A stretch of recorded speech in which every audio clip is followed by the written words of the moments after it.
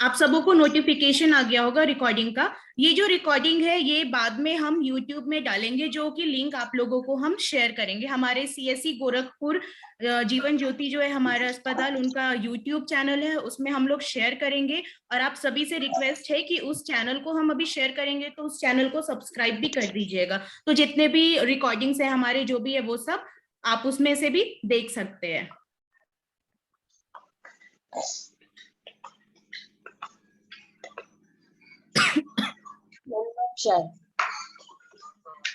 मेरी भी मीटिंग चल रही है साथ साथ। आप सबों से अनुरोध है कि प्लीज आप लोग अपने आप को म्यूट रखेंगे। विपिन जी एंड आलोक जी, आप लोग प्लीज उनको म्यूट करते रहिएगा। तो हम सेशन स्टार्ट करने से पहले एक बार रिव्यू कर लेते हैं कि नाम और जो ईमेल आईडी डालना पड़ेगा तब आएगा। हाँ नाम मिलेगा, ईमेल आईडी और फोन नंबर। हाँ डालिए नाम, लिंक नहीं, ईमेल आईडी डालिए वहाँ। तो इसलिए नहीं हो जाएगा, नाम और ईमेल आईडी। विपिन जी एक बार नील फिर से आप बता दीजिए, कुछ लोगों को शायद ईमेल और उसमें प्रॉब्लम हो रही है ना, पासवर्ड अगर ग्रुप नहीं देखा हो पासवर्ड क्योंकि मांग रहा है वो। यस एक मैम, बार यस मैम। आप नील लोग फिर से अगर बता दो क्योंकि कुछ लोग ना, हाँ मैम एक्चुअली पासवर्ड बाद में आया है मैम, एक्चुअली मुझे भी बाद में आया, वो अभी अपडेट हुआ है ना, तो इस वजह से क्या हो रहा है कि पासवर्ड, क्योंकि पहले पासकोड नहीं होते थे। बता दो, हाँ, बता तो दो, ये आप लोग लोग कर लेंगे। पासकोड है 1112, ये पासकोड आप यूज करके ज्वाइन कर सकते हैं मीटिंग को। हमने ग्रुप में भी शेयर कर दिया है, तो आपके अगर स्टाफ हैं जो भी उनको आप बोल सकते हैं कि आप 1112 1122। ठीक है, अब हम स्टार्ट करते हैं। तो आज का सेशन शुरू करने से पहले हम देखते हैं पिछली बार हमने क्या देखा था। तो हमारा जो 0 सेशन था उसमें हमने बात की थी डिजिटल प्लेटफॉर्म के बारे में, क्योंकि सारा कुछ हम लोग ऑनलाइन कर रहे हैं, ट्रेनिंग, मेंटरिंग और अपडेट्स, हम जो भी मार्क्स आते हैं सारा कुछ हम ऑनलाइन अपडेट करते हैं। हमने बात की थी स्टैंडर्ड्स के बारे में, हमने बात की थी कोर ग्रुप के बारे में कि हर हॉस्पिटल का एक ग्रुप होगा जिसमें से कोई एक स्टाफ उसको लीड करेंगे, लीडर बनेंगे। सेफ डिलीवरी ऐप के बारे में हमने बात की थी कि वो प्ले स्टोर से डाउनलोड करना आपको सेफ डिलीवरी ऐप लिख के, अगर नहीं किया है तो मैं अभी लिंक शेयर कर दे रही हूँ ग्रुप में, उसको क्लिक करके आप कर सकते हैं। एमपीआर के बारे में हमने बात किया था कि जो भी एमपीआर है वो हर महीने की पहले हफ्ते यानी 5 तारीख तक में आपको शेयर कर देना। ये एमपीआर आपको कहाँ से मिलेगा, तो अगेन आपको अपनी मान्यता के वेबसाइट में मिलेगा। तो मान्यता के वेबसाइट में जाके अपना हॉस्पिटल का नाम और पासवर्ड डालने के बाद आप वहां एमपीआर का ऑप्शन आता है, वहां से आपको एमपीआर फिल कर सकते हैं। एमपीआर कैसे भरा जाता है इसका एक वीडियो है जो कि हम आपको शेयर कर दे रहे हैं। अभी हमने ग्रुप में डाल दिया है कि किस गूगल प्ले स्टोर से आप कैसे सेफ डिलीवरी ऐप डाउनलोड करते हैं, वो लिंक हमने भेज दिया है, तो आप उससे डाउनलोड कर लीजिएगा जिन्होंने नहीं किया है उनके लिए। आज का जो हमारा ऑब्जेक्टिव है क्लिनिकल सेशंस का, जैसे कि हमने शुरुआत में ही बात की करी थी कि 3 स्टैंडर्ड है हमारे। स्टैंडर्ड 1 है जिसमें हम एएनसी का कंपोनेंट कवर कर रहे हैं, जिसमें कि स्क्रीनिंग के बारे में हम बात करेंगे जो कि रिस्पेक्टेड डॉक्टर किरण मैडम लेंगे। उसके बाद हम स्टैंडर्ड 2 का बात करेंगे जो कि है डिलीवरी में हमें क्या क्या प्रिपरेशन करके रखना है पहले से ही, है ना, इसके बारे में, और जो कि मैं लूंगी। और तीसरा स्टैंडर्ड हमारा कि गर्भवती महिला को हम कैसे असेस करते हैं, एब्डोमेन एग्जामिनेशन कैसे करते हैं, क्या क्या हिस्ट्री में बात पूछते हैं, क्या क्या पूछते हैं। तो ये जो स्टैंडर्ड 3 है हमारे बीच में रिस्पेक्टेड डॉक्टर अमृता मैम है वो लेंगे। ये सारा कुछ जो है ये हमारा WHO और गवर्नमेंट ऑफ इंडिया की गाइडलाइन के आधार पे है।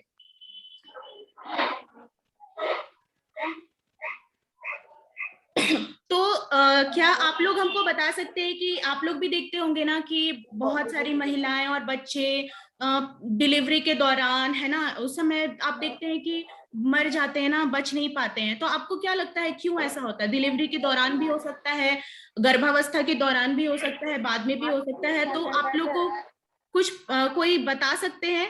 आप लोग हैंड रेस कर सकते हैं, चैट बॉक्स में भी लिख सकते हैं। हम लोग अब सैनिटाइजर काम ही नहीं करते हैं। हाँ जी,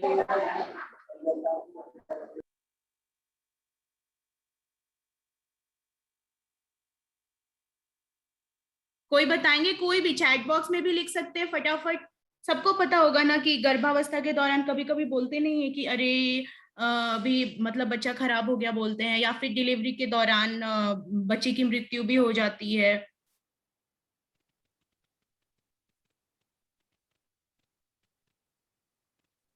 चैट बॉक्स में भी लिख सकते हैं आप लोग, या हैंड रेज करके भी बोल सकते हैं। किसी ने एनीमिया, चैट बॉक्स अच्छा है। I am muted. Summer hospital से आंसर आया है, अनीमिया, प्रॉपर न्यूट्रिशन नहीं मिलना, पीपीएच के। हाँ, आनंद लोक ने हैंड रेज किया है। यस, हाँ बोलिए, आनंद लोक हॉस्पिटल। वो जारी ब्लीडिंग की वजह से, इस वजह से भी बच्चा पेट में मर सकता है। अगर ज्यादा ब्लीडिंग होता है ना तो इस वजह से भी ब्लीडिंग तो उसमें मर सकता है। ठीक है, बहुत अच्छा, थैंक यू। तो हम लोग ना ऐसे नहीं करेंगे कि हम लोग केवल बोलते रहेंगे और आप लोग केवल सुनते रहिएगा। थोड़ा आप लोग भी बोलिएगा और चैट बॉक्स में भी कम लिखते रहिएगा, ठीक है? ऐसे नहीं होना चाहिए कि हम केवल सुनते रहे, आप लोग भी बोलिएगा।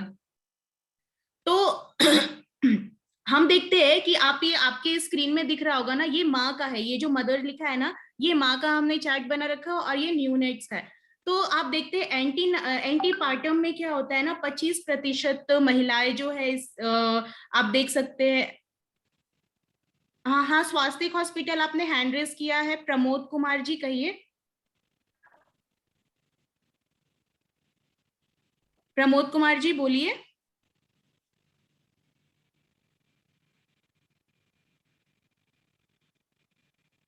हाँ जी, हाँ जी बोलिए, आपने हैंड रेज किया है। ड्यूरिंग ब्रेडिकार्डिया भी होता है, मतलब जो आता है उस समय होता है, जो प्रॉब्लम आता है उस समय ये भी आता है कि बच्चे पे ध्यान नहीं दिया गया उस समय, लास्ट पीरियड में के अनुसार, लास्ट पीरियड में जी जो जी, लास्ट 34 वीक जो होता है हाँ जी हाँ उस जी, समय भी रेगुलर एएनसी। ठीक है, थैंक यू। तो एंटीपार्टम में 25% महिलाएं नहीं ध्यान देने से जा सकती हैं। इंट्रापार्टम टाइम में 16%, जन्म के दौरान बर्थ के समय 28%, और जन्म के बाद 1 महीना हो जाता है उसके बाद 31% जो महिलाएं हैं, आप देखते हैं कि बाद में खबर आता है कि अरे वो महिला नहीं बची, इस तरह का। बच्चों में भी ठीक वैसे ही, एंटीपार्टम के समय 27%, इंट्रापार्टम के समय 21%, बर्थ के समय 19%, और जो 1 महीना के जन्म के 1 महीना के बाद 33% होता है। तो इसलिए हमारे लिए बहुत जरूरी है कि हम एंटी नाटल जो कर रहे हैं वो बहुत अच्छे से करें, क्योंकि बहुत सारे डिफेक्ट है जो हमें एएनसी के दौरान ही पता चलता है ना। तो क्या क्या रीजन हो सकता है माँ का और बच्चे का, जिसकी वजह से वो लोग हम डेथ का जो रीजन है वो क्या हो सकता है? आप में से कोई भी चैट बॉक्स में भी लिख सकते हैं, बता सकते हैं क्या रीजन हो सकता है, क्यों, आखिर क्यों हम महिला को खो देते हैं, आखिर क्यों हम बच्चे को खो देते हैं, क्या रीजन हो सकता है?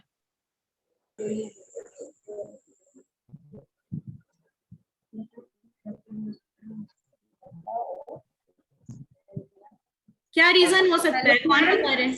हाँ,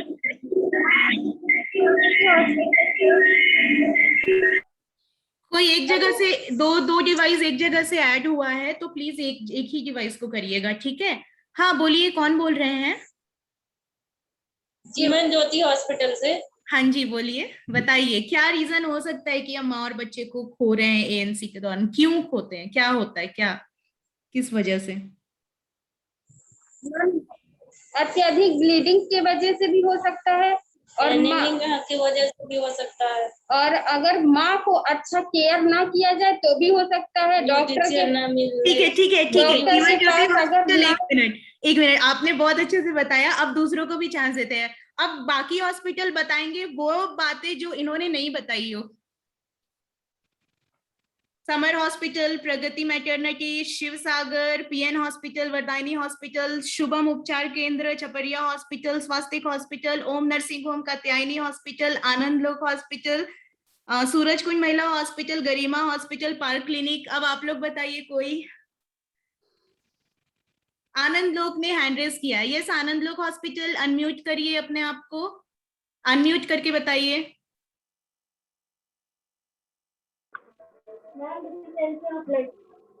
हाँ जी मैम, ब्लड मतलब ब्लड अगर लॉस जाएगा मैम तो बेबी बॉर्न का भी लॉस सकता है और वो मदर से भी।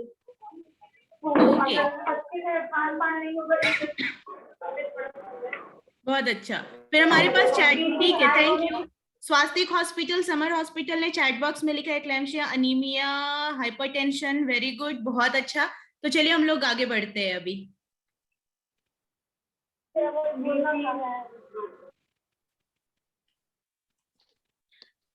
तो हम देखते हैं हेमरेज से। तो हेमरेज में आप देख रहे हैं अनीमिया हो गया, न्यूट्रिशन कमी हो गया, इस वजह से भी होता है। तो हमको क्या करना है, उसका पता करना है और उसको ट्रीट करना है ना। अनीमिया के लिए आप बोल सकते हैं, अनीमिया के लिए ट्रीटमेंट आप बता सकते हैं। आपको पहचानना है अनीमिया कैसे हो रहा है, जो हम लोग आगे बात करेंगे इन सब के बारे में, ठीक है। किसी भी तरह का उनको इन्फेक्शन हो रहा है तो, यानी सेप्सिस की वजह से आप देख सकते हैं ना, हेमरेज की वजह से 27% होते हैं और सेप्सिस की वजह से 11%, हाइपरटेंसिव जो डिसऑर्डर है उसकी वजह से 14% लोगों का जाता है, और ऑब्स्ट्रक्टेड लेबर में भी होते हैं 9% महिलाएं, है ना। एबॉर्शन हो सकता है 8% आते हैं उसमें, और अदर्स में हमारा जो कि हाई रिस्क प्रेगनेंसी है, जो हम लोग अभी आगे बात करेंगे, तो उसमें 31% सबसे ज्यादा हमें जो मैटरनल डेथ का जो हमें नंबर्स मिलता है, सबसे ज्यादा हाई रिस्क प्रेगनेंसी में मिल रहा है। बच्चों के लिए क्या हो सकता है बताएंगे? बच्चों के लिए जल्दी जल्दी जल्दी जल्दी।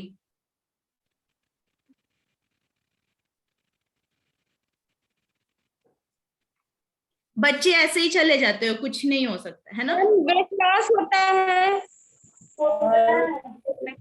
ठीक है, आनंद लोक हॉस्पिटल ने भी हैंड रेज किया है, बताइए। अगर बच्चे पेट में अगर वो पॉटी कर देते इस वजह से भी। ठीक है, और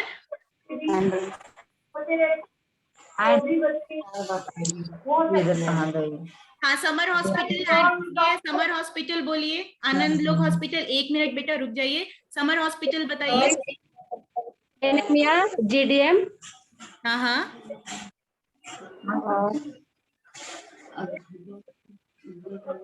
और बच्चा लो बेबी वेट होता है तो मैम, और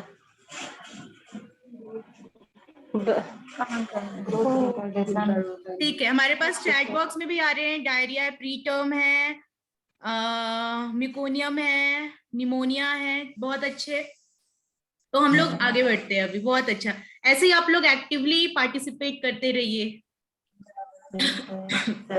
तो सबसे ज्यादा जो हम देखेंगे वो इन्फेक्शन और प्रीटर्म की वजह से न्यूनेटल डेथ होता है, ठीक है। तो इन्फेक्शन तो हम स्क्रीनिंग अभी करेंगे कैसे होता है वो हम देखेंगे, तो हमको पता चल जाएगा। प्री टर्म में भी होता है, और इसके अलावा माल फॉर्मेशन है, उसमें आप देखिएगा 8% बच्चे जो है उसकी वजह से डेथ होता है, और बर्थ एस्फेक्सिया हो जाता है जिसमें 19% बच्चे को हम, जिसमें फीटल डिस्ट्रेस ज्यादा होता है ना, तो हम उसमें खो देते हैं बच्चे को, ठीक है। विपिन जी है ना, लोग जी, आप लोगों से अनुरोध है, प्लीज जो भी वेटिंग रूम में है ना उनको आप ऐड करते रहिए। तो अब हम लोग बात करेंगे स्टैंडर्ड 1 का, जिसमें कि हम स्क्रीनिंग का बात करेंगे, एंटीनेटल स्क्रीनिंग का। तो स्टैंडर्ड 1 हमारे बीच में मौजूद है रिस्पेक्टेड डॉक्टर किरण मैम। तो मैं उनसे अनुरोध करती हूँ कि आप प्लीज मैम ये स्टैंडर्ड को टेक ओवर करें ma'am, thank you. Okay, thank you Neel. Good afternoon everybody. आज हम लोग आपस में बात करेंगे कि अगर हमारे पास एएनसी पेशेंट आती है तो हम उसको किस तरह से सेफ मदर और सेफ बेबी, हेल्दी मदर आपस में घर पर अपने जाएं, ऐसा हम चाहेंगे। तो इसके लिए उससे कोई कॉम्प्लिकेशन ना होने पाए, इसके बारे में हम पहले से जानकारी हासिल कर लेंगे। तो उसके लिए क्या करते हैं, एंटीनेटल क्लाइंट्स हमारे पास आई हेलो, यस मैम, सुनाई दे रहा है मैम आपकी वॉइस। ओके। एंटीनेटल क्लाइंट्स हमारे पास आए तो उसके लिए हम लोग कुछ स्क्रीनिंग करते हैं, मतलब कि किन्हीं चीजों के बारे में जानकारी हासिल करते हैं कि क्या उसको परेशानी तो नहीं है किसी तरह की। जैसे किन किन चीजों के लिए हम स्क्रीनिंग करते हैं, तो एनीमिया के लिए करते हैं। कोई और बताएगा पहले कि किस किस चीज के लिए स्क्रीन किया जाता है?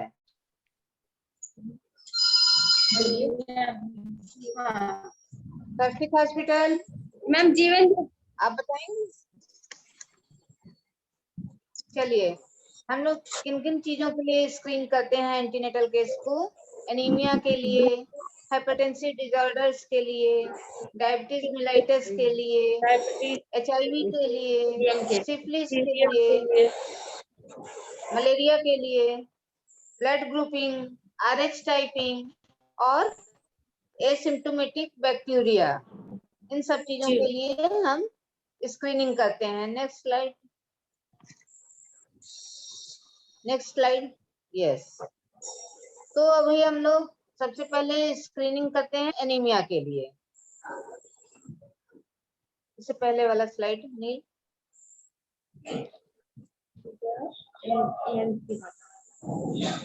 एनीमिया इससे पहले का स्लाइड नहीं दिखाना है। इससे पहले का स्लाइड नहीं, इसके पहले मैम ये वाला था, एनीमिया का, और उससे पहले एंट्रेंस का, कोविड, कोविड के लिए। Yes yes yes. यस, अब आप देखो कि सबसे पहले हम लोग क्या करते हैं। जब हमारे यहाँ क्लाइंट आती हैं कोई भी, तो उसकी स्क्रीनिंग की जाती है। तो आजकल चूंकि कोविड का माहौल चल रहा है, काफी इम्प्रूवमेंट भी हो गया है, लेकिन फिर भी हमें सावधानी बरतनी पड़ती है। तो सबसे पहले हम देखते हैं कि हमारे यहाँ मतलब क्राउड में लोग ना आए। मेरी पिक्चर जा रही है, वीडियो है मेरे? नील, मेरा वीडियो है? Yes ma'am, yes ma'am. Okay, तो सबसे पहले हम लोग देखते हैं कि क्राउड में पेशेंट या उसके अटेंडेंट हमारे हॉस्पिटल में ना रहे, अटेंडेंट एक से ज्यादा ना हो।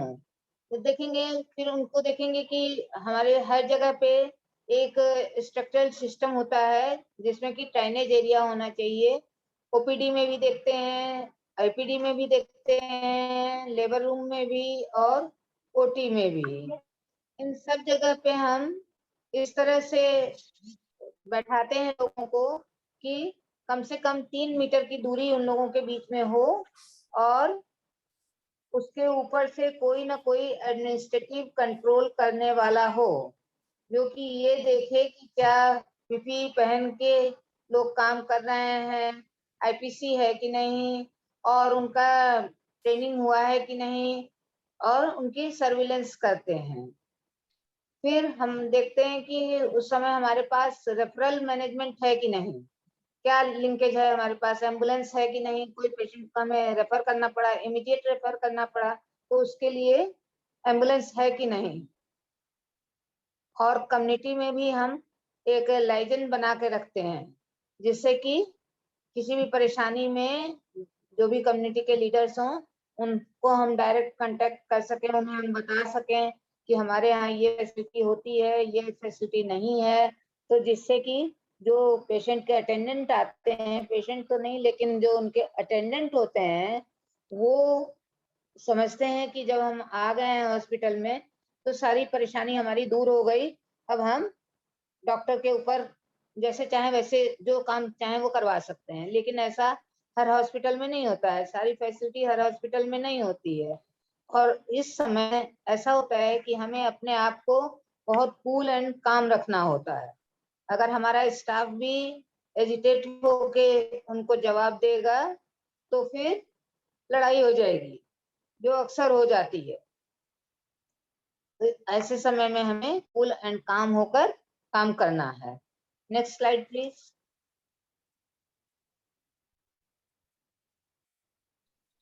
नेक्स्ट स्लाइड नहीं,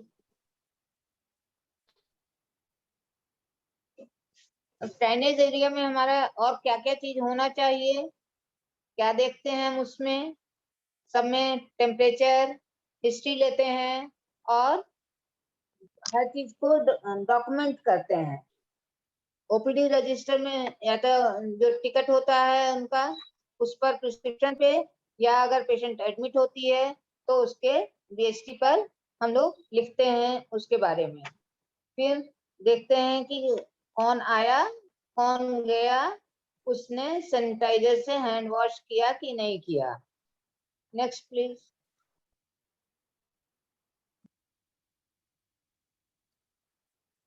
यस, देखिए कितना अच्छा दिखाया है इसमें कि 3 फीट की दूरी होनी चाहिए एक से दूसरे के बीच में।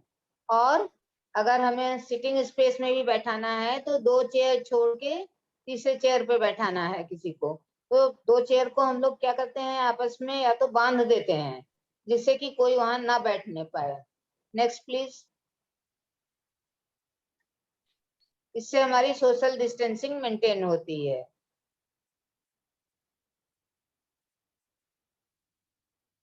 तो अब प्रेगनेंसी के दौरान हम लोग कैसे देखते हैं कि मॉनिटर करते हैं बेबी के लिए और माँ के लिए कि दोनों हेल्दी रहें और अच्छी तरह से स्वस्थ, हॉस्पिटल से स्वस्थ माँ और बच्चा अपने घर जाएं। Next please. Next slide.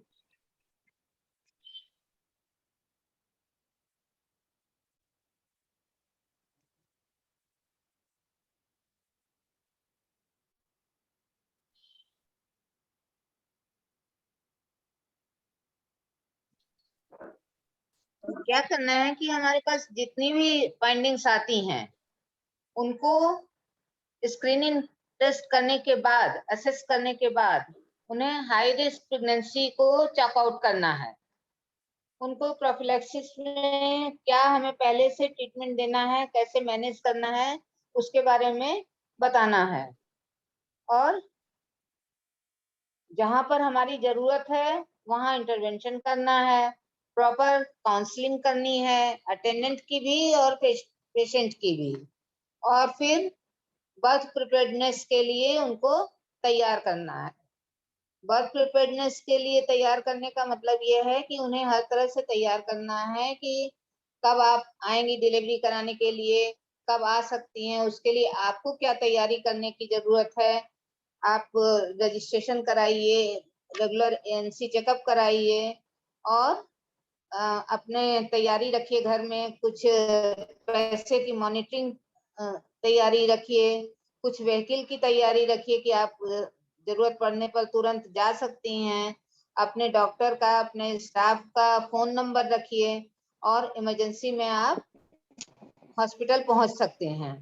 और बाकी बर्थ प्रिपेयर्डनेस हमारी स्टाफ नर्स अपने लेबर रूम में करेंगी। Next please.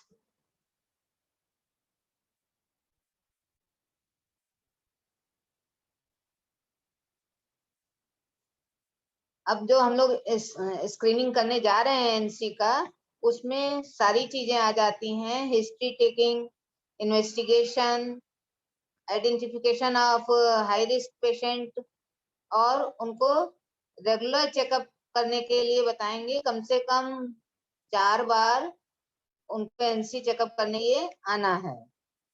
Next please.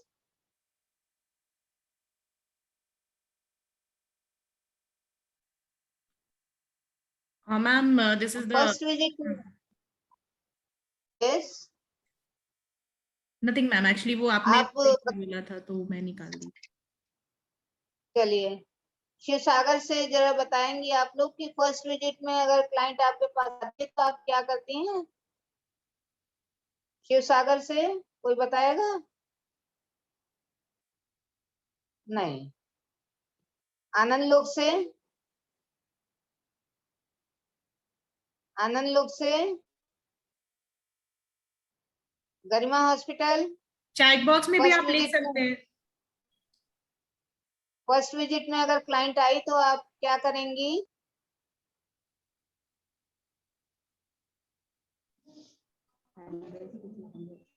Ma'am जब कोई पेशेंट आता है पहले तो उसके बारे में पहले पूछते हैं कि उसकी हिस्ट्री पहले पूछते हैं कि उसको पहले या फिर उसके बच्चे पहले कुछ डिस्करेज तो नहीं हो गया था, फिर उनको उनकी प्रॉब्लम होते हैं। ओके क्या हुआ है? Okay good. अब आपको जो मैंने बताया कि हम लोग 4 विजिट के लिए बुलाते हैं उसे, और 4 विजिट के बाद बीच में भी अगर कहीं कोई परेशानी होती है तो वो आ सकती है, लेकिन 4 विजिट मस्ट होता है। तो फर्स्ट विजिट जो है वो 12 वीक के अंदर होना चाहिए। सेकेंड विजिट 12 वीक के अंदर, या जब भी उसने सस्पेक्ट किया कि उसका ओवरड्यू हुआ है पीरियड, तभी उसे आना है और चेकअप कराना है। सेकेंड विजिट उसका है जो कि 14 वीक से 26 वीक तक उसको सेकेंड विजिट के लिए आना है। थर्ड विजिट जो है वो 28 वीक से 34 वीक, यानी कि 7वें महीने से लेके 8वें 8.5वें महीने तक उसको थर्ड विजिट में आ जाना है। और फोर्थ विजिट है जो कि 36 विजिट के वीक्स के बाद फुल टर्म तक, जब तक कि उसको पेन नहीं होता है, डिलीवरी नहीं होता है, तब तक वो आ सकती है। और इन बिटवीन अगर उसे कोई और परेशानी होती है तो वो कभी भी आ सकती है। Next please.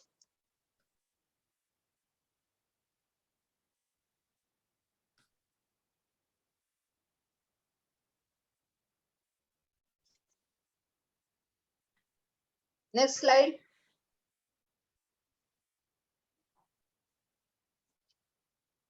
अच्छा, आप लोगों से ही मैं पूछ रही हूँ, ये आपने पढ़ा होगा कि 30 साल की कोई लेडी हमारे पास आ रही है और उसका पीरियड 3 महीने से मिस हो गया है, तो आप के क्लिनिक में आ गई है, आप क्या करेंगी? कौन बताएगा? चैट बॉक्स में भी लिख दीजिएगा।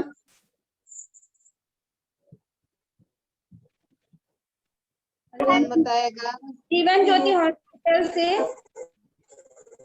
हाँ बताइए। करेंगे पूरी हिस्ट्री लेने के बाद। सर सारावती कुमारी जी ने भी हैंड रेज किया है, आप अनम्यूट करके बोल सकते हैं। आनंद लोग को भी हैंड रेज किया है, उनके बाद आप बोलिएगा अनम्यूट करके। और बाकी लोग आंसर देना चाहते हैं तो चैट बॉक्स में भी लिख सकते हैं। जीवन ज्योति आप आंसर कर रहे थे। आपने पढ़ लिया ना कि 30 साल की कोई क्लाइंट आती है आपके यहाँ जिसको कि 3 महीने से पीरियड नहीं आ रहा है, तो उसको क्या करेंगी आप? सारावती जी आप बोलिए, क्या बोल रहे, आप बोलिए। हैंड रेज किया आपने। हाँ मैम, उसको आएगी, उसके पहले उसका वाइटल्स लेंगे, सबसे पहले उसका हम लोग यूपीटी टेस्ट करेंगे मैम। ओके। हाँ, और फिर उसके आनंद लोग बाद ने भी हैंड रेज किया है। क्यों करेंगे? मैम उसका कहीं बच्चा रुका हुआ है कि नहीं वो देखने के लिए। ओके। अल्ट्रासाउंड कराने के बाद उसका ब्लड टेस्ट करवाएंगे। जीवन ज्योति अनम्यूट करके बोलिएगा। सब लोग एक साथ नहीं बोलो प्लीज, एक एक करके। एक एक करके बोलो। 30 साल की पेशेंट आएंगी तो उनका पहले तो आएंगी तो बीपी लेंगे, एलएमपी पूछेंगे, बताएंगी। उसके बाद से हिस्ट्री लेने के बाद पहले प्रेगनेंसी टेस्ट करेंगे। ओके। प्रेगनेंसी फिर ब्लड का जांच कराएंगे। ब्लड का जांच कराएंगे, पहले मैडम को दिखवाएंगे, ब्लड का जांच होगा। पहले तो प्रेगनेंसी टेस्ट कराएंगे। अच्छा, पॉजिटिव आया तो 15 दिन बाद लाएंगे अल्ट्रासाउंड के लिए, क्लियर करने के लिए कि उसके वो सक्सेस है कि नहीं, प्रेगनेंसी है कि नहीं। अच्छा, आपके पास क्लाइंट आई है तो उसने ये तो बताया ही नहीं कि वो मैरिड है कि अनमैरिड है। तो 35 साल की लेडीज आएंगे तो हाँ बता। 35 साल की लेडीज आएंगी तो ये तो कहेंगी हमारा। सबसे पहला क्वेश्चन तो यही होगा आपका पूछेंगे कि आप मैरिड हो। हाँ, कि पहले पूछेंगे, पहले पूछ करके तब उसके बाद प्रेगनेंसी जांच करेंगे। 30 साल की पेशेंट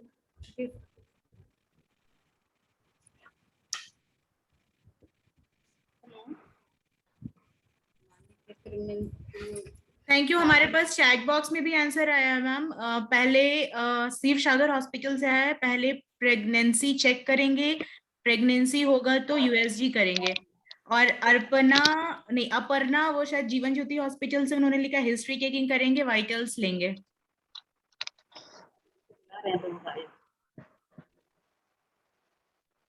हेलो मैम। हाँ जी, हेलो। Hello, yes ma'am. अगर पेशेंट आती है 3 मंथ एमेनोरिया बोलती है तो उसको ईपीडी कराते हैं अगर वो मैरिड है तो। और अगर यूपीटी पॉजिटिव आता है तब तो अल्ट्रासाउंड एडवाइज कर देते हैं कि अल्ट्रासाउंड करवाइए। और अगर नेगेटिव आता है तो अब चेक करते हैं कि क्यों है। अगर वो लैक्टेटिंग है उसमें भी नेगेटिव आ सकता है, या फिर और भी कोई हार्मोनल इम्बैलेंस है उसमें भी आ सकता है। तो ये फर्स्ट विजिट में अगर पेशेंट आती है तो ये ऐसा करते हैं। यस, बहुत अच्छे से आंसर किया। मतलब हम ये कर रहे हैं तो क्यों कर रहे हैं ना, क्वेश्चन तो वही है कि क्या करेंगे और क्यों करेंगे। बहुत अच्छा पीएन हॉस्पिटल से आंसर आया था, very good, thank you. I think ma'am का नेटवर्क शायद ये एरर हुआ है, मैम दिख नहीं रहे हैं। Doctor Kiran ma'am, are you there ma'am? Doctor Kiran ma'am? Yes. Okay, okay. Some connection problem is there. Yes, yes, yes, ma'am. So, ma'am, everyone has given their answer. सबने अच्छा आंसर दिया मैम। चैट बॉक्स में भी लिखा है history लेंगे, vitals लेंगे। PN hospital ने बहुत अच्छे से एक्सप्लेन किया कि हम क्या कर रहे हैं, क्या टेस्ट करेंगे या क्या करेंगे और क्यों करेंगे। Shall we move to next slide, ma'am? Or Okay. Okay. Yes, yes, yes.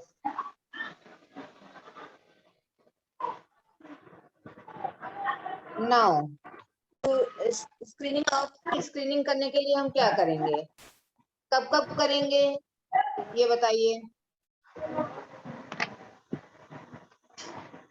Investigation में आ गया। इन्वेस्टिगेशन में हम क्या करेंगे,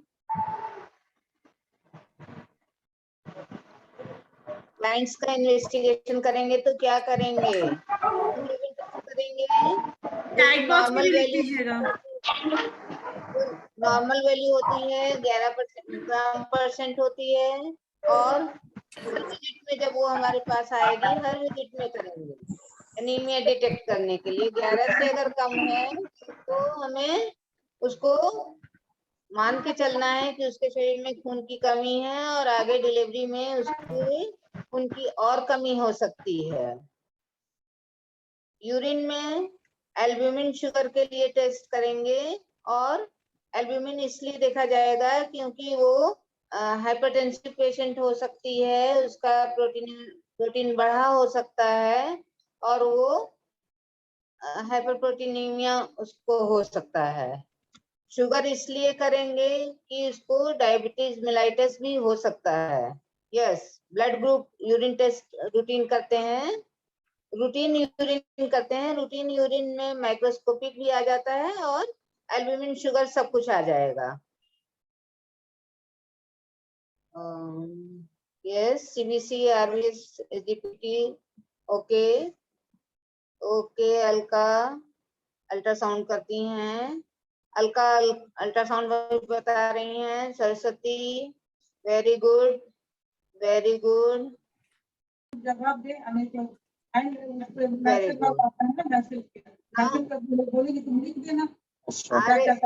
आरएच टाइपिंग क्यों करते हैं हम लोग, कुछ बताएगा? आरएच टाइपिंग क्यों करते हैं?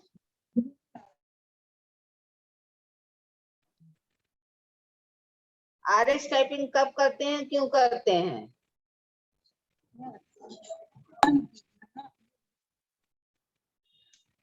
बच्चों में कोई दिक्कत ना मैच करता है। खुशबू यादव जी ने हैंड रेज किया, आप बोलिए, आप अनम्यूट है, बोलिए।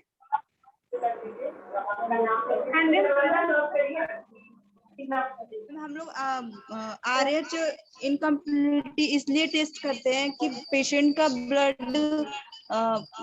निगेटिव है या पॉजिटिव, इसके लिए हम लोग करते हैं। Very good. अगर और पेशेंट अगर निगेटिव रहता है तो फिर हम लोग उसको इंजेक्शन लगवाते हैं 7वें महीने में या 6.5 एनटीडी रोक लो। एनटीडी। ओके। और कोई ऐड करो इसमें? रीमा पेशेंट ने RH हैंड रेज नेगेटिव किया है। रीमा जी आप बताइए, अनम्यूट कर। बता।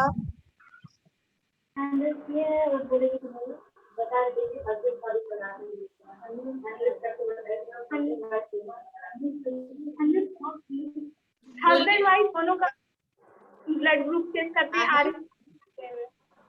बिल्कुल। अगर पेशेंट RH नेगेटिव है तो उसके हस्बैंड का भी किया जाता है। अगर हस्बैंड भी RH नेगेटिव है तब फिर उसको कोई जरूरत नहीं है। अगर हस्बैंड RH पॉजिटिव है तो उसे इंजेक्शन लगवाते हैं एनटीडी का। प्रगति हॉस्पिटल ने भी हैंड रेज किया है मैम।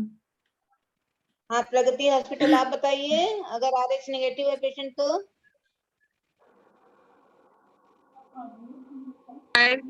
हस्बैंड का भी और नेगेटिव ग्रुप हो, वाइफ का भी नेगेटिव ग्रुप हो, तो दोनों का अगर नेगेटिव ग्रुप हो तो इंजेक्शन की मतलब वो जरूरत नहीं होती मैडम। अगर पॉजिटिव होता है तो उसमें इंजेक्शन की जरूरत पड़ती है।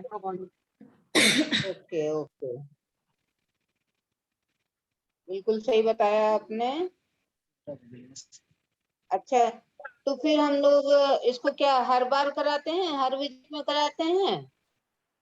नहीं मैडम, जैसे प्रेगनेंसी के दौरान जो होता है उस समय देखा जाए तो उसमें तो अगर नेगेटिव ग्रुप हो। नहीं, आपके पास 4 विजिट में आती है पेशेंट, तो क्या आप चारों विजिट में कराते हो? एक ही बार कराया जाता है मैडम, एक बार। क्यों एक ही बार कराया जाता है?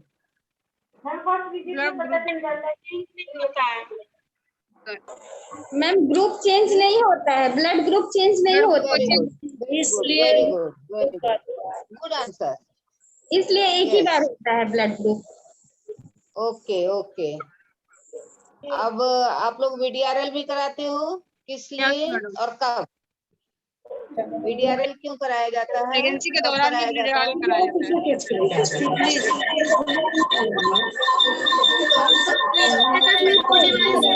है। एक को ऑफ कर लीजिए प्लीज। एक जगह से अगर कोई 2 डिवाइस से कनेक्टेड है तो एक डिवाइस को ऑफ कर लीजिएगा, नहीं तो ऐसे इको होता है। मैम मदर को फीवर आता है तब वो मैम टेस्ट कराना चाहिए। VDRL 2 से 3 दिन फीवर आता है, 2 से 3 दिन अगर फीवर आता है मदर को तो कराओ चेक। अगर फीवर नहीं आ रहा है, रूटीन में NC केस आपके पास आई है, तो आप उसका VDRL टेस्ट कराओगे कि नहीं कराओगे? फीवर नहीं आ रहा है मैम कराएंगे। क्यों कराएंगे? क्यों कराएंगे? फीवर तो नहीं आ रहा है उसे। मैम वो हॉस्पिटल में तो है नहीं पेशेंट, वो तो घर है फिलहाल, मुझे तो पता है नहीं कि उसको फीवर आ रही है कि नहीं आ रही है। तो VDRL टेस्ट के दौरान पता चल जाएगा। सिफिलिस का नाम सुना है आप लोगों ने? सिफिलिस बीमारी का नाम सुना है? उसके लिए VDRL कराना जरूरी होता है, क्योंकि अगर किसी को सिफिलिस है तो फिर बच्चे में परेशानी होती है और उसका इलाज पहले से करा लिया जाता है। यही ना, हाई रिस्क पेशेंट तो हम इसी तरह से डिटेक्ट करते हैं, इसीलिए तो स्क्रीनिंग कर रहे हैं। मैम चैट बॉक्स में स्पास्टिक हॉस्पिटल से आया है कि कोई STD डिजीज है या नहीं इसके लिए। वेरी गुड, चलिए। अपर्णा ने भी STD लिखा है, STD होता है। अच्छा, और डायबिटीज मेलाइटिस के लिए भी देखते हैं क्या हम? स्क्रीन करते हैं, बोलिए। GDM हो सकता है ना? हेलो, यस मैम, म्यूट करके बोल सकते हैं। हॉस्पिटल बताइए, GDM के लिए आप क्या टेस्ट करती हैं? मैम वो आप लोग करती हैं कि नहीं करती हैं, पहले ये बताइए। मैम करते हैं मैम। आप करती हैं कि आपका पैथोलॉजिस्ट करता है, लैब टेक्नीशियन करता है? नहीं, हम लोग भी करते हैं, स्किप से करते हैं और पैथोलॉजी में भी भेजते हैं। चलिए बताइए आप कैसे करती हैं? आप कैसे करती हैं बता दीजिए। गरिमा हॉस्पिटल बता रही है ना? नहीं मैम, जीवन ज्योति हॉस्पिटल से। जीवन ज्योति से? Yes ma'am. जीवन ज्योति बताइए आप कैसे करती हैं? मीटर से ग्लूकोज पिला के कितना? 75 ग्राम ग्लूकोज पिलाया आपने? जी 2 घंटे बाद मैम।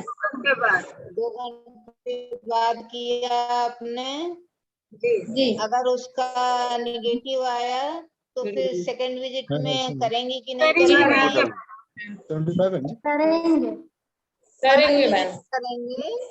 मैम हमारे पास आंसर भी आए ओजीटीटी के चैट बॉक्स में। अलका जी ने किया है, प्रमोद जी ने किया स्वास्तिक हॉस्पिटल से, और सरस्वती ने किया है चैट बॉक्स में। प्रगति हॉस्पिटल से भी आया है 75 ग्राम एमजी लिख दिया लगता है गलती से। 75 ग्राम ग्लूकोज 300 ml वाटर में किसी ने लिखा है, किसी ने 75 ग्राम ग्लूकोज लिखा है। और अंजुषा पांडे ने लिखा है कि 75 gram glucose after 2 hour check करते हैं। 75 ग्राम 300 ml वाटर आ रहा है। कितना आना चाहिए नॉर्मल? कितना आना चाहिए नॉर्मल वैल्यू क्या है?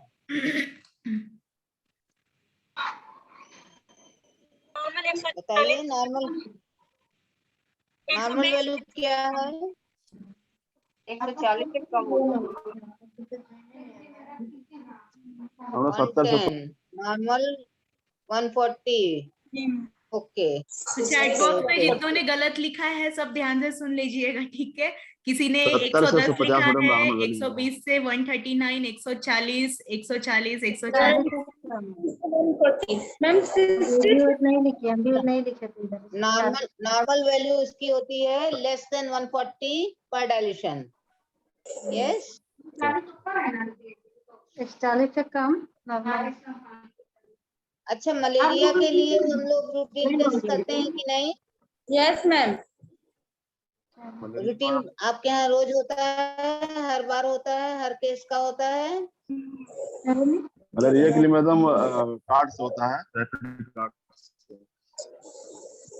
मलेरिया के लिए जी एमपी कार्ड आता है मलेरिया। जहाँ एंडेमिक है वहां पर तो हमें करना बहुत जरूरी है। या अगर कोई सिम्टोमेटिक केस आते हैं कि सिम्टम है उसमें, तो फिर करना जरूरी है ना? और अगर निगेटिव आ जाता है, कोई नहीं है उसमें, तो फिर हम हमेशा नहीं करते हैं, केवल एंडेमिक एरिया में जरूर करते हैं जहाँ पर कि फैला हुआ है। जिस एरिया में केसेस ज्यादा पाए जाते हैं वहां पर, जैसे आसाम वगैरह में है, तो वहाँ हर केस का रूटीनली करना चाहिए।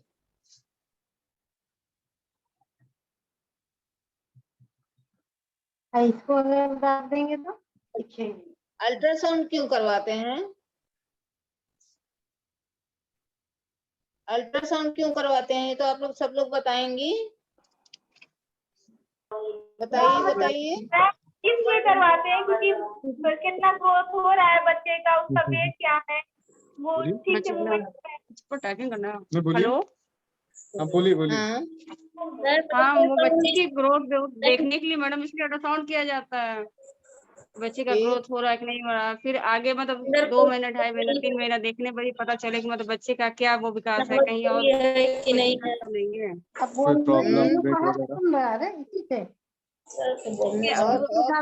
बोलेंगे ना वीडियो में। हाँ जी, क्या बोल रहे हैं? लिखा किसी ने? बेबी की ग्रोथ लिखी।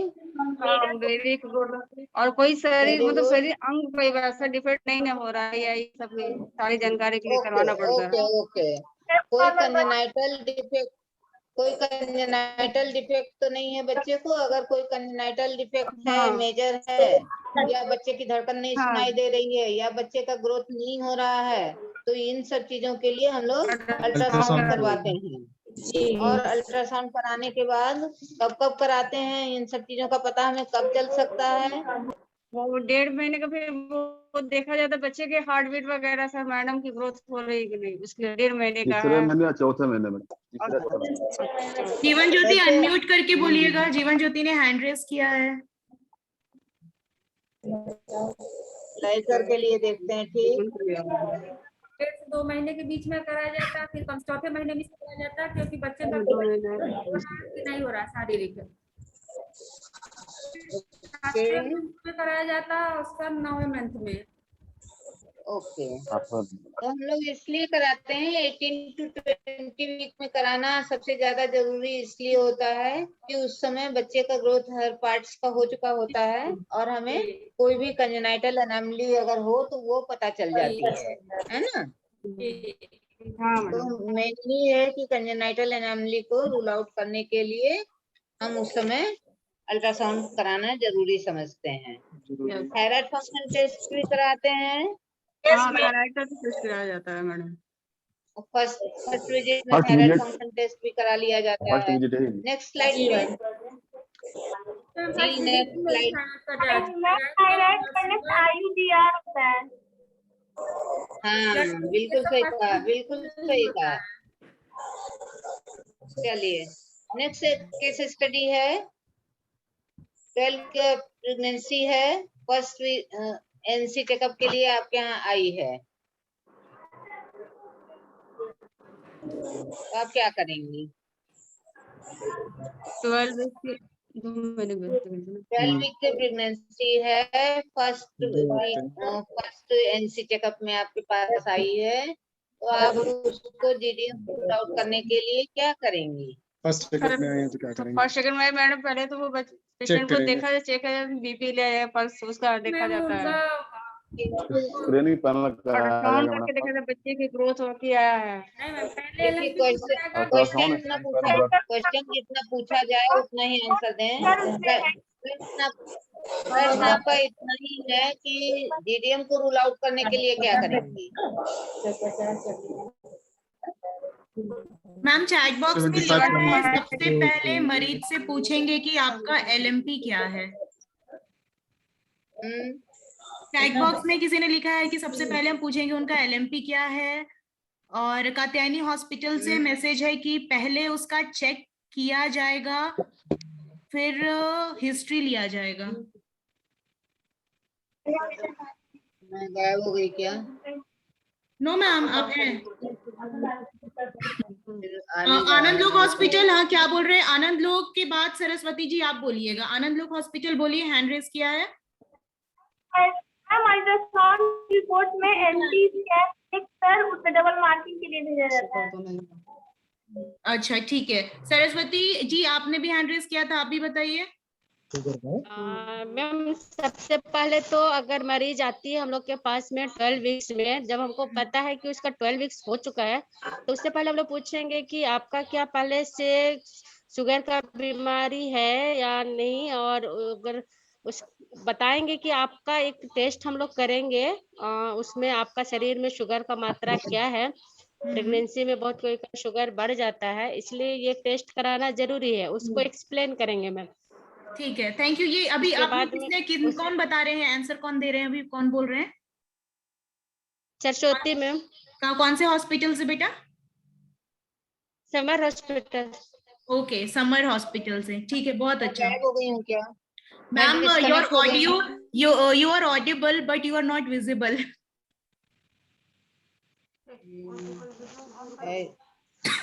ठीक है ma'am. Hello doctor Kiran ma'am.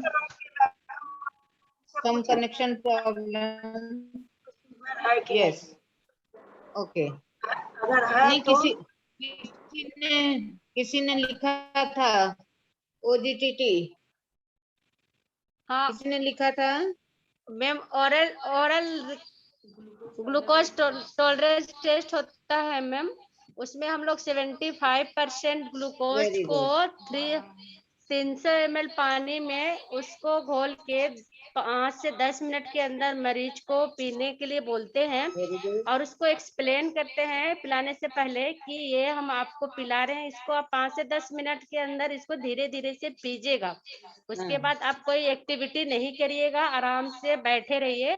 उसको एक जगह पे 2 घंटे तक बैठने के लिए बोलते हैं और बोलते हैं कि 2 घंटे के बाद आपका हम लोग टेस्ट करेंगे। अगर इस बीच आपको आधे घंटे के अंदर में उल्टी हो जाती है तो ये टेस्ट हम लोग आज नहीं करके नेक्स्ट डे करेंगे, और अगर नहीं होता है तो हम लोग उसको दोबारा मतलब उसको टेस्ट कर लेते हैं मैम। ओके मैम 1 सेकंड, मेरा एक सवाल है। आपने बोला कि पीने के बाद, अगर आपने सपोज मैं आपके हॉस्पिटल आई हूँ, मैं गर्भवती हूँ, आपने मुझे डायबिटीज टेस्ट के लिए मुझे पीने को दिया, ठीक है। अब अगर मैं पीते पीते ही मुझे, क्योंकि बहुत मीठा होता है ना, 75 ग्राम ग्लूकोज को मतलब पानी में घोल के पिलाना है ना, बहुत मीठा लगेगा, तो उतना पीते मुझे मीठा पसंद नहीं है, मैं पी रही, पीते पीते मुझे उल्टी हो गई है, तो क्या करना चाहिए? तो आप लोग क्या करते हैं? तो आप लोग क्या करिएगा? तो वो टेस्ट, तो हम लोग टेस्ट नेक्स्ट डे बुलाते हैं मैम, और उसको कुछ उल्टियां का दवा हम लोग देते हैं, बोलते हैं कि नेक्स्ट डे आप ये उल्टी का दवा है, ये खा लीजिएगा अगर आपको उल्टी का प्रॉब्लम है तो। उसके बाद हम लोग उसको पीने के लिए दूसरा दिन बुला लेते हैं ma'am. Okay, thank you. Thank you ma'am.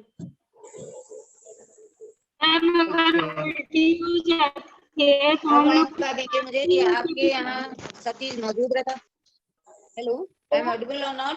Hello ma'am. Yes ma'am, you are audible ma'am, audible ma'am. Ma'am हमारे पास चैट बॉक्स में भी सबने बहुत अच्छे से आंसर दिया है कि हमको क्या क्या करना है ओजीटीटी का। अच्छा आंसर दिया है। यस मैम, बहुत बहुत अच्छा जल्द आंसर दिया है, सब चैट बॉक्स में भी सबको डाल मालूम है।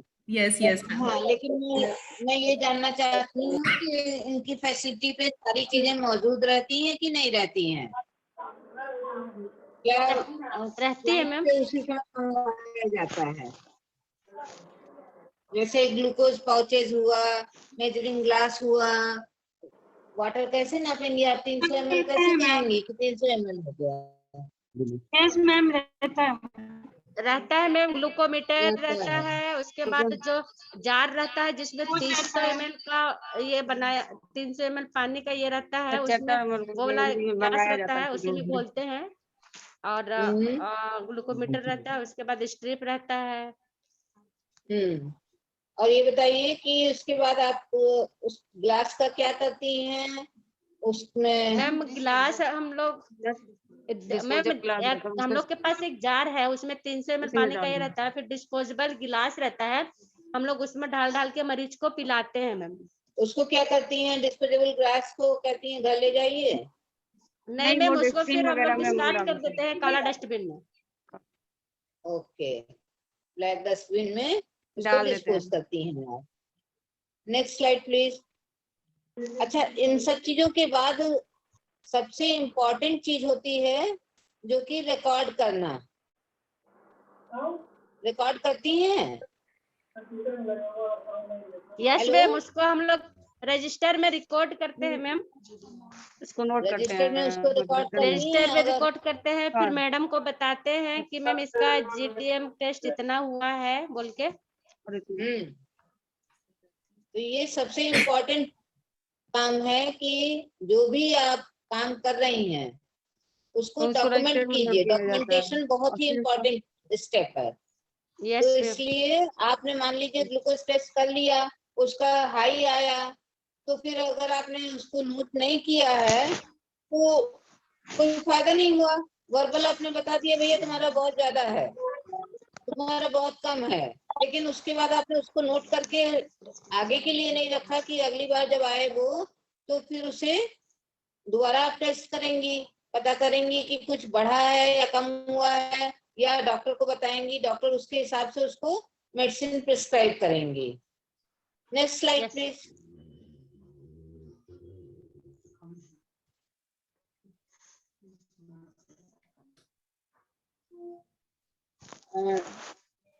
Any video you want to show me? Ma'am, that video I can share them in the group, ma'am. इसमें नहीं है ma'am.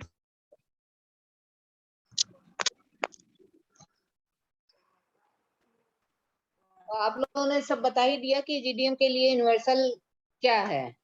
फर्स्ट एंटीनेटल विजिट में आप 75 ग्राम पिला रही हैं 300 ml पानी में, 2 घंटे बाद आप उसका टेस्ट कर रही हैं, पॉजिटिव है, 2 घंटे बाद 140 से ज्यादा है तो आप डॉक्टर को इन्फॉर्म करेंगी, उसको गाइडलाइन के हिसाब से मैनेज करेंगी, जैसे जीडीएम केस को मैनेज किया जाता है।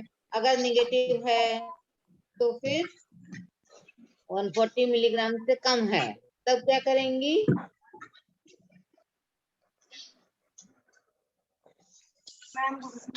तब क्या करेंगी अगर 140 से कम है तो? Repeat test 24 to 28 days। और फिर उनको कहेंगे परहेज करें, मतलब मीठा कम खाएं। क्यों परहेज से रहेगी भाई? क्यों परहेज से रहेगी? जब कम है तो नहीं कुछ परहेज बड़ा भी नहीं है और आप उसको परहेज बता देंगी, उसको एज नॉर्मल पेशेंट डील करेंगी, है ना? उसको as a normal ANC checkup जैसे करती हैं, एनसी पेशेंट को डील करती हैं, उस तरह से उसे डील करेंगी। Next slide please. ये exercise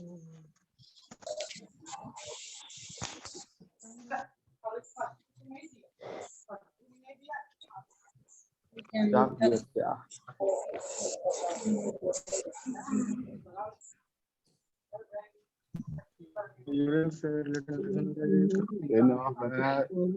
Ma'am, is it visible to you, Dr. Kiran ma'am? Yes.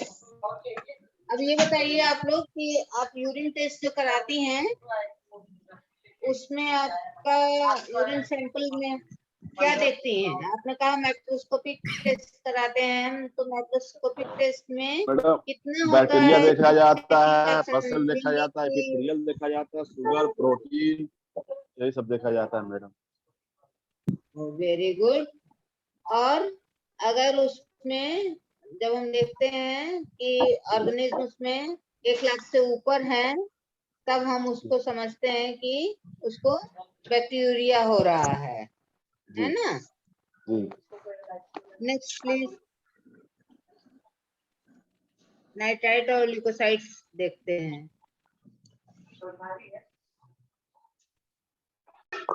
अब high risk condition, next slide please. Conditions previous pregnancy, पहले प्रेगनेंसी के हिसाब से उसका देखते हैं कितना risk, more than 4। High risk pregnancy कैसे हम कहेंगे? Based on previous pregnancy. झटका और एक्लेम्सिया आ रहा।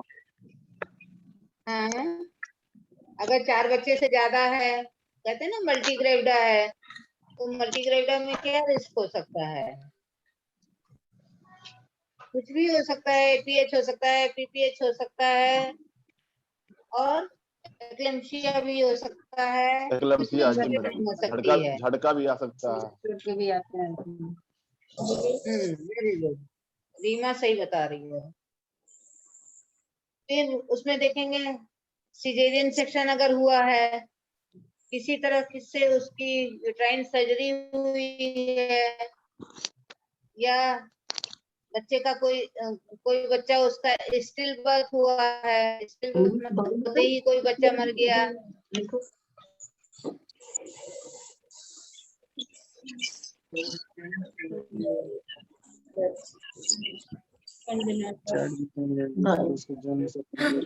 Doctor Kiran ma'am. हाँ, उनका लग रहा है इंटरनेट कुछ गड़बड़ हुआ है क्या? I think so ma'am. I think ma'am का बस ऑडियो तो आ रहा था बट ये वीडियो नहीं आ रहा है। यस, छपरिया हॉस्पिटल, आपने हैंड रेज किया बेटा, आप लोग अनम्यूट, आप लोग बोल सकते हैं, बोलिए।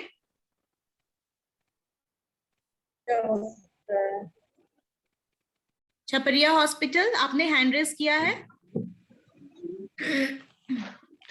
हाँ बोलो, आप लोग बोलिए। मेरा म्यूटेड है क्या? मेरी आवाज आ रही है क्या? Yes yes yes ma'am. हाँ, आप बताइए, उन्होंने उनसे गलती से हैंड रेज हुआ है या खुद हुआ है हैंड रेज? क्या हुआ है? हाँ, अपर्णा ने बोला है ब्लीडिंग हो रहा है, बहुत ज्यादा सिर दर्द हो रहा है, डायबिटीज हो रही है, थायराइड हो रही है, ब्लड प्रेशर हो रहा है। तो ये बोलते हैं ना कि कोई भी मरीज आपके पास चाहे ओपीडी में आती है या लेबर के समय आती है, रात बिरात आते हैं पेशेंट, तो आप लोगों को ये बताया जा रहा है कि ये हिस्ट्री लेना इतना जरूरी है कि आपने कहा कि अच्छा एलएमपी तो ये है, उसका ईडीडी है, लेकिन उसने ये नहीं बताया कि उसके पहले 2 बच्चे हैं, दोनों बच्चे खत्म हो चुके हैं, या एक बच्चा 1 महीने के बाद खत्म हो गया, या उसके 4-5 अबॉर्शन हो गए।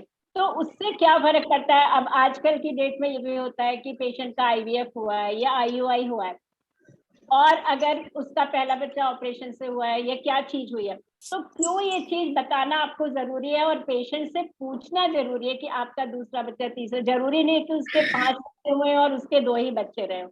पहला ऑपरेशन तो बहुत ही ज्यादा जरूरी है, क्योंकि अगर पहला कोई ऑपरेशन है और मरीज आपके पास रात में आ रही है कि उसको पेन हो रहा है, तो हमेशा आपको देखना पड़ेगा कि कोई पहला ऑपरेशन हुआ है या उसका मायोमेक्टमी हुआ है या कोई भी ऑपरेशन हुआ है, तो उस मरीज का डर रहता है कि कभी उसके टांके पे जोर ना पड़े या टांका फट ना जाए। और पुराने बच्चों में ये बहुत ज्यादा ध्यान से सबसे पूछना चाहिए।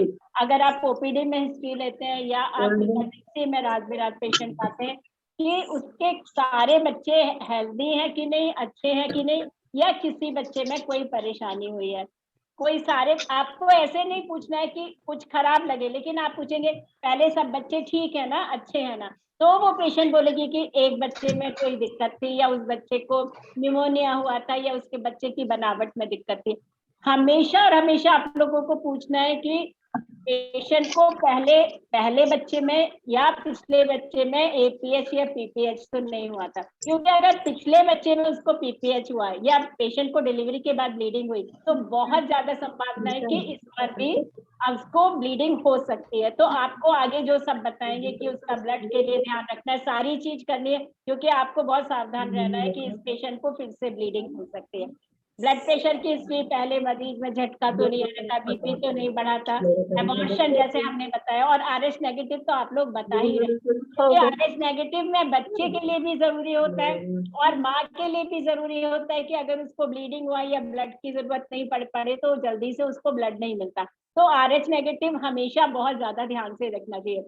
और अगर ये डिलीवरी हुई, बच्चा कभी कहेगी कि बहुत ज्यादा मुश्किल से हुआ था, कभी कभी लोग बोलते हैं अरे पहले बहुत दिक्कत हुई थी, तो इस बार ऐसा ना हो, तो आपको पूछना पड़ेगा कहाँ डिलीवरी हुआ था, छोटे सेंटर पे हुआ था, घर पे हुआ था, हॉस्पिटल में हुआ था, आपको क्या दिक्कत हुई थी, क्योंकि वही दिक्कत आपको फिर से हो सकती है। तो जो भी चीज आप सोचते हैं वो हर चीज का एक बहुत बड़ा महत्व होता है। हम लोग यहाँ पे क्यों आप लोगों को बताने के लिए कि डॉक्टर्स तो ये सब चीज जानते हैं, पर आपके पास, हमारे स्टाफ के पास रात बिरात मरीज आते हैं छोटी छोटी कंप्लेंट लेके, कई बार पेशेंट को स्टाफ भेज देता है कि अरे कुछ नहीं है, कुछ नहीं है, लेकिन अगर किसी को इनमें से कोई भी चीज है कि उसका तीसरा चौथा बच्चा है या पहला बच्चा है, उसका ऑपरेशन हुआ है, बच्चे का वजन कम है, आपने अल्ट्रासाउंड में दिखा, कहीं पे IUGR लिखा है या लाइकर कम लिखा है, तो आपको विशेष ध्यान देना है। उसके पहले बच्चे खत्म हो चुके हैं, अगर उसको दिक्कत नहीं भी लग रहा तो भी वो मेंटली इतनी परेशान रहती है, तो उनको एश्योर करना आपकी जरूरत है कि आप उनको सांत्वना दें, उनको रीएश्योर करें कि नहीं सब चीज ठीक लग रही है और आप केयरफुल रहिए और दिखाती रहिए, हमेशा एंटीनेटल केयर में आइए। तो ये सारे लोग जो IUI IVF के बाद लंबा समय है इनफर्टिलिटी का, तब उसके बाद वो लोग बच्चे हुए हैं, तो उन लोगों को टेंशन होना स्वाभाविक है, लेकिन ये नहीं कि आप सब लोग भी टेंशन में आ जाए। आप सब लोग शांत रहिए, सब चीज उसका ठीक है, एंटीनेटल प्रोफाइल ठीक है, हीमोग्लोबिन ठीक है, सारे रिपोर्ट ठीक है, GDM नहीं है, BP ठीक है, तो आप एश्योर कर सकते हैं कि ये सही है।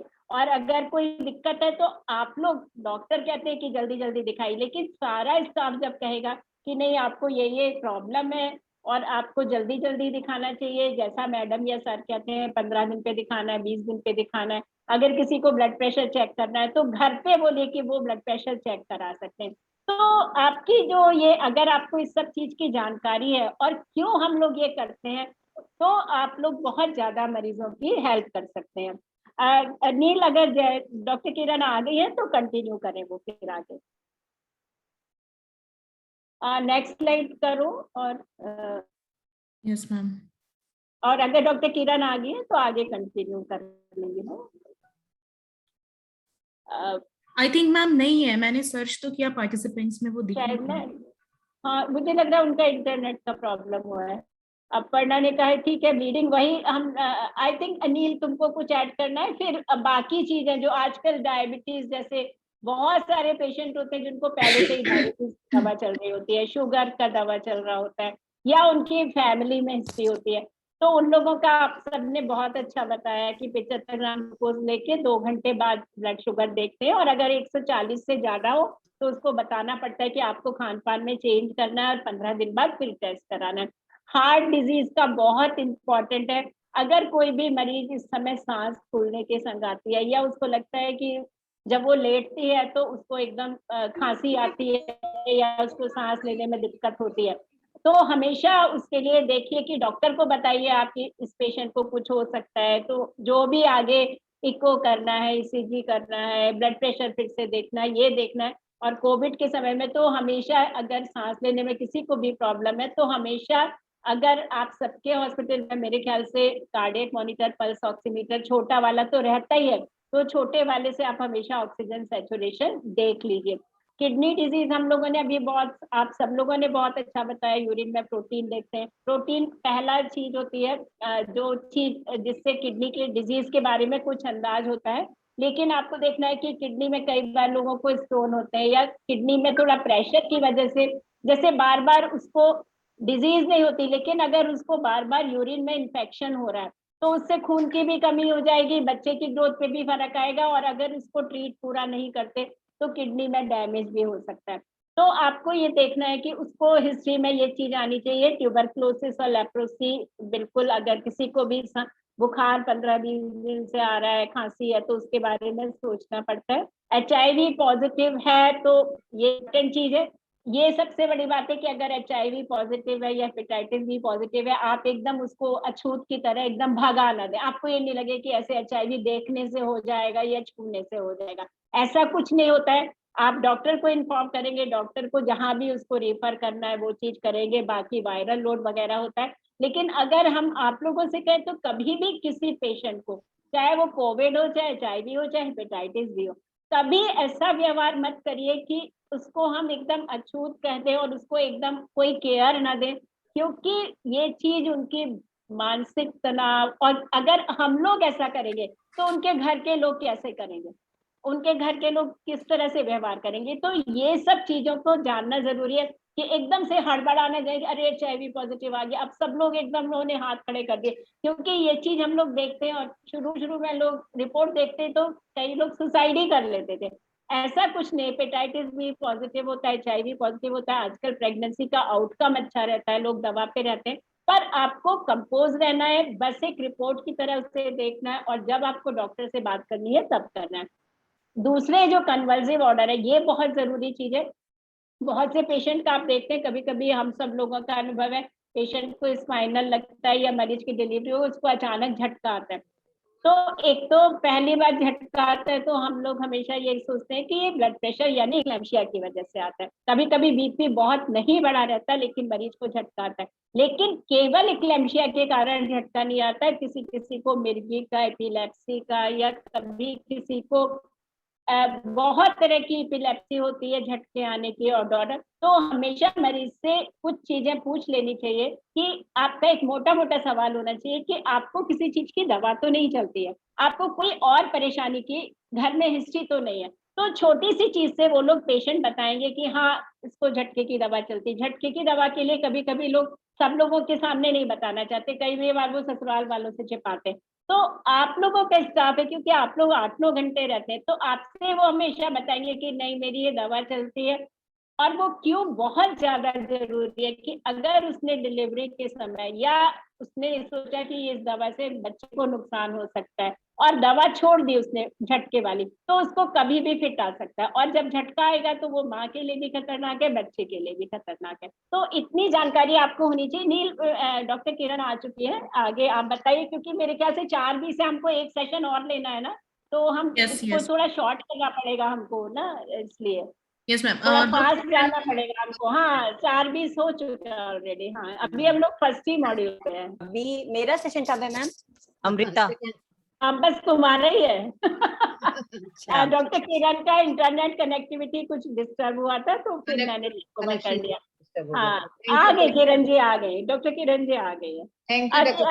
हाँ, तो नील, तो मेरे ख्याल से टाइम को थोड़ा सा करना पड़ेगा क्योंकि अभी हमारे पास 2 सेशन और हैं। Yes yes yes ma'am.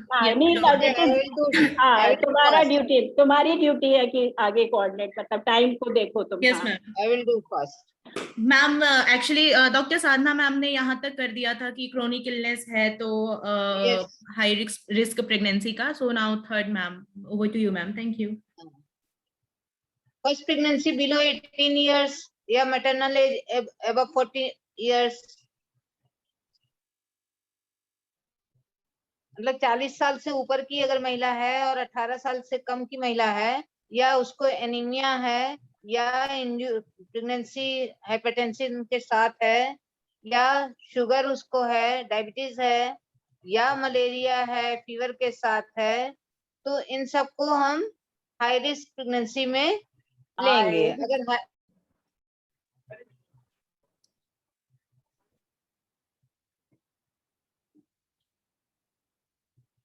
क्या मुझे आवाज नहीं आ रही है internet? Ma'am actually yes ma'am, madam का इंटरनेट फिर चला गया शायद। तो असल में मुद्दे की बात ये है इसमें कि देखिए, ये टॉपिक तो सब अपने आप में एक बहुत बड़ी चीज है, पूरे 3 दिन का कॉन्फ्रेंस हो सकता है, लेकिन आपको जो जानना जरूरी है कि आप 2 तरह की प्रेगनेंसी होती है, एक लो रिस्क होती है और एक हाई रिस्क होती है, और कोई भी प्रेगनेंसी विदाउट रिस्क नहीं होती। तो कभी मरीज से ऐसे मत बोलिए अरे कुछ नहीं, अच्छा हमारे यहाँ तो आपके 4 बच्चे हुए, सब कुछ ठीक है, सब कुछ ठीक हो जाएगा। कभी भी नहीं कह सकते या मरीज लो रिस्क होगी या हाई रिस्क होगी। प्रेगनेंसी एक रिस्क सिचुएशन है, लेकिन अगर इनमें से जो चीज आपने स्क्रीनिंग प्रोफाइल किया और आपने देखा कि इनमें से कोई भी चीज उसको है, छोटी उम्र है, बहुत बड़ी उम्र है, जल्दी जल्दी बच्चे हो रहे हैं, जुड़वा बच्चे हैं, तीसरे चौथे, जो भी चीज है, बहुत ज्यादा वजन है, तो आपको ये सोचना है कि ये हाई रिस्क है, इसको प्रॉब्लम हो सकती है। और हमारे भी डॉक्टर पूनम सिंह ने कहा था, यानी हॉस्पिटल में उन्होंने कहा था कंसेंट नहीं लेते लोग, तो आप उस हाई रिस्क फैक्टर को देख के आपको कंसेंट भी लेना चाहिए कि इस पेशेंट को ये प्रॉब्लम है और इसके संग हमको जो भी परेशानी है वो चीज हमको पता होनी चाहिए। Thank you. आगे किरण जी आगे चलिए। हाँ, तो ये सब सारी चीजें जो है हाई रिस्क वाली, इनको हमें जो एनसी कार्ड है उस पे बोल्ड लेटर्स में लिख देना चाहिए कि इसकी ये परेशानियां हैं, जिससे कि जब भी वो अगले विजिट में आती है तो आप उस चीज के बारे में फिर उतनी है, या डिलीवरी के समय जब आती है तो उस तरह से उसको केयर करने की जरूरत है हमें। साथ ही साथ उसके घर वालों को भी हर विजिट में ये बताने की जरूरत है कि आपकी पेशेंट हाई रिस्क में है, उसके कभी भी ये कुछ भी परेशानी हो सकती है, जो उसकी परेशानी है उससे रिलेटेड जो कॉम्प्लिकेशन हो सकते हैं वो उनको अटेंडेंट्स को शुरू से ही बताना बहुत जरूरी होता है। Next slide please.